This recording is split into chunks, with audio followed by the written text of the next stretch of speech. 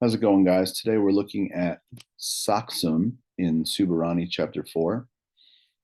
And we're going to talk about what the story means and what all these little endings mean on each word. So let's look at that first sentence, which says Manius insulam intrat. I see this US ending. The US tells me this is a nominative case word. We know the word nominative because it's the subject of a sentence. And we see that the ending here, US, corresponds to what I have here. So manius, and then I see the word insulam, this ending am, says it's accusative and it is singular. And I know that is true because I have my ending in my chart right here. These are the three charts that you had to study for your quiz. And then intrat means to come in or to enter. And we see that is in the third person singular, which means this letter T tells me the subject is a single solitary person or thing. So when we go to translate it, we get Manius enters the apartment. Manius insulam intrat. Let's look at that second sentence. Christiani sunt in insula. I see my ending here, this I, Christiani, and I know that that is the plural of Christianus. So the regular form is this, Christianus.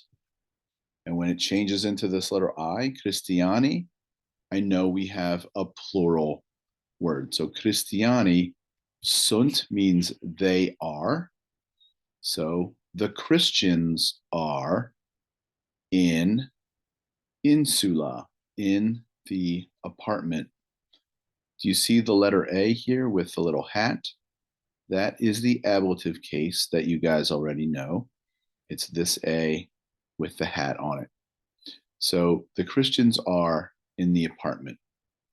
Christiani mendicum accipiunt. The Christians, then I have my word mendicum. I see the letters um. That tells me it's the accusative case right here, the fourth one down.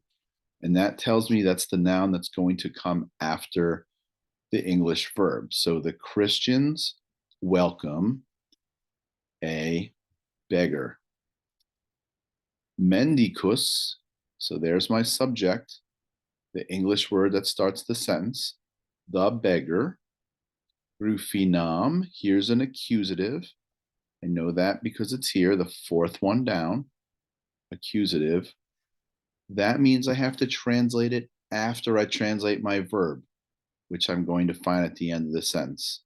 So I have accusative and another accusative, and then my verb weedet. Again, that letter T tells me it's a single subject. There's only one person doing this. So the beggar sees two people, Rufina and Quartila.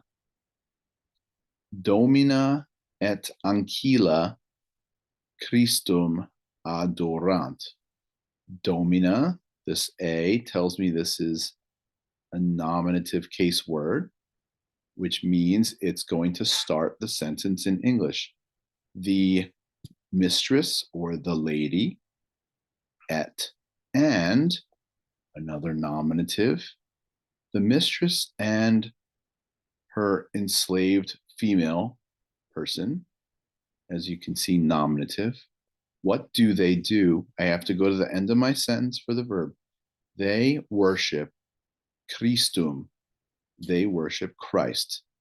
How do I know Christ is not the subject of this sentence? Because if he were the subject, he would be spelled like this, Christus. But because we have this ending, that's what changes it to ending the sentence instead of starting it. Let's go through the translation of the rest. Subito saxum per fenestram volitat. Suddenly, Saxum, a rock, volitat, flies per fenestram, through the window. Quartila tolet, picks up Saxum, the rock. Quartila says, Est verbum in saxo. There is a word on the rock. Rufina verbum legit. Rufina reads the word. Kawe. Look out. Watch out. Beware. Manius then says, Magnum periculum est. There is great danger, Rufina. Multa pericula sunt in Subura. Many dangers are in Subura. Remember, that's the area of Rome they live in, Subura. Many dangers are in Subura, said. But the dangers non timeo, I do not fear. Here's the word not. I fear not pericula, the dangers. Christus est rex. Christ is the king. Manius says, quid? What? Regem, a king, non habent. They don't have a king. The NT tells me I'm using the pronoun they. They do not have a king. Who's the they we're talking about? Here we go, Romani, and there's my subject ending right here, this letter I. So the Romans don't have a king. Rufina says, ego Christum solum adoro. I worship, adoro, this letter I, the letter O tells me the subject is I. So I worship Christ, only Christ.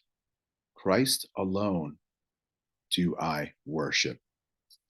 And now I get to start my sentence with Christus. Christ regit, rules the caelum, the sky. Regnum expecto, I am waiting for the kingdom. The kingdom advenit.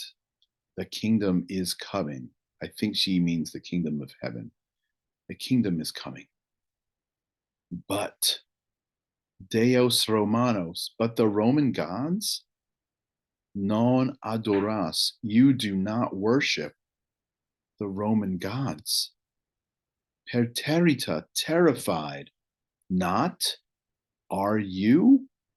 Are you not terrified? Rufina replies, ego, I am. Su means I am, and ego means I. So I am not terrified, perterita, quod, because premium meum, prize, reward, my reward est, is in Kylo, is in heaven. Christus, Christ, nuntiat, announces or reports or preaches many joys. Gaudium meum, my joy, is plenum, is full.